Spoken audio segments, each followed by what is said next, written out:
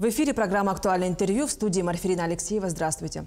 1 ноября судебные приставы по всей России отмечают свой профессиональный праздник. Какие задачи стоят перед службой и с какими показателями встречают свой профессиональный праздник судебные приставы, у нас в республике мы сегодня и поговорим. Наш гость в студии Сергей Чеглаков, руководитель управления Федеральной службы судебных приставов России по республике Саха-Якутия, главный судебный пристав Якутии, подполковник внутренней службы Сергей Геннадьевич. Здравствуйте. Здравствуйте. Я поздравляю вас с вашим профессиональным праздником, ваших коллег. Мне хотелось бы узнать, каковы предварительные итоги вашей деятельности? Важнейшее направление работы службы судебных приставов – это принудительное исполнение требований исполнительных документов и в первую очередь судебных решений.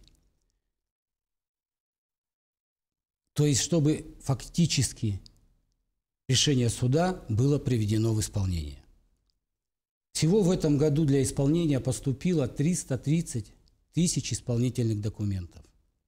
А всего находилось 848 тысяч исполнительных документов. И это на 135 судебных приставов-исполнителей. То есть нагрузка колоссальная. Категории исполнительных документов совершенно разные. Это и взыскание алиментов, и заработная плата, и взыскание административных штрафов, в том числе и уголовных штрафов. В том числе приходят исполнительные документы неимущественного характера, в соответствии с которыми должники должны исполнить требования решения суда о сносе, строении сооружений, внесении записи в трудовые книжки и тому подобное. Также мы занимаемся выдворением иностранных граждан за пределы Российской Федерации. И новая задача, которая лежит на плечах судебных приставов, это в том числе защита граждан от неправомерных действий коллекторов, банков, микрофинансовых организаций. Размер взысканной суммы за 9 месяцев составил 6 миллиардов 700 миллионов рублей. Сумма тоже колоссальная. В том числе 830 миллионов рублей взыскано в бюджеты различных уровней. Давайте остановимся на социально значимых категориях производств. За 9 месяцев 2024 года 370 работников получили невыплаченную заработную плату, что в 3 раза больше, чем в прошлом году. Кроме того, на 66 миллионов рублей удовлетворены требования взыскателей по взысканию ущербов. Это и физлица, и юрлица получили возмещение от преступлений, которые совершены в их адрес. Размер взысканных алиментных платежей составил 500 миллионов рублей. Это в 2 раза больше, чем в прошлом году. Основная трудность, с которой сталкиваются судебные приставы, это когда должники скрываются от судебного пристава-исполнителя. В том числе в этом году 20 должников, так их назовем, которые были помещены в диспансер противотуберкулезный. То есть мы защитили граждан республики от возможности заражения данной болезнью.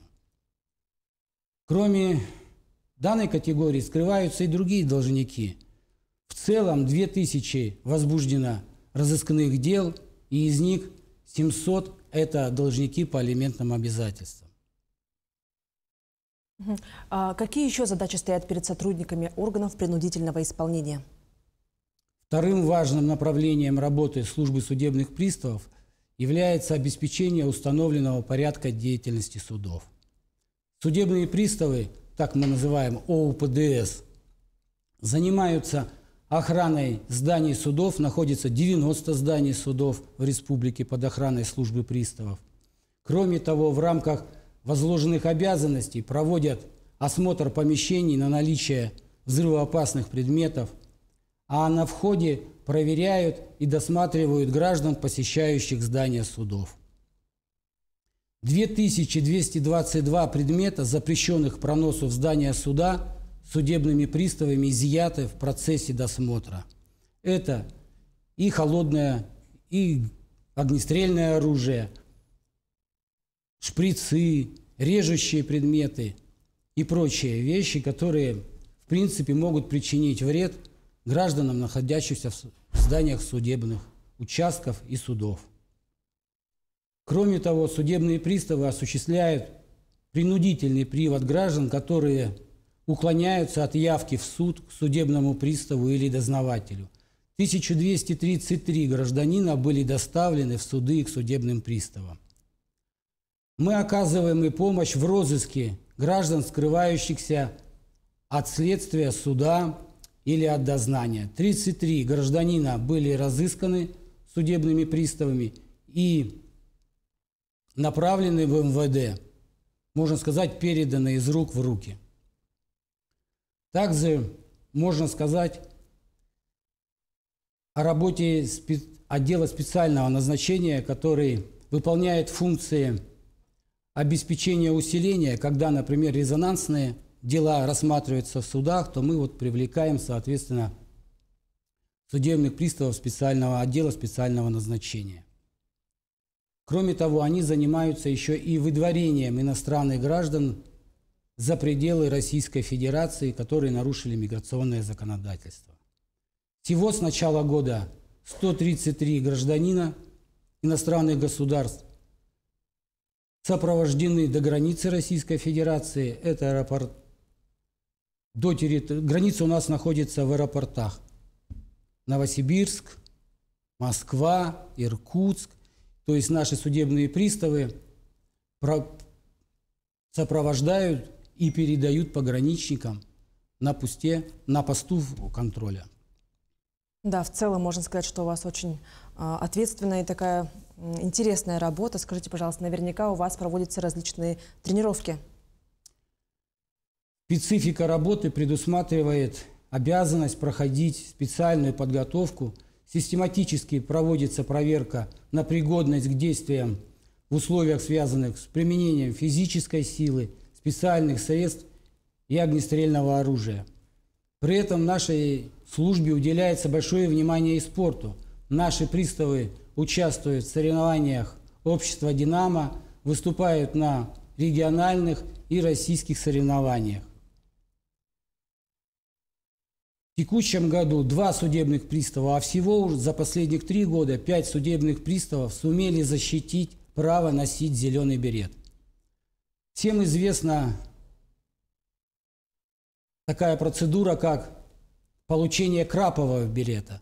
Это в Росгвардии. У нас зеленый берет.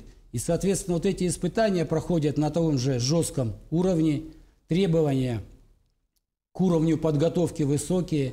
Но, тем не менее, наши судебные приставы сумели добиться такого права в борьбе с сильнейшими судебными приставами, которые участвовали в данном состязании.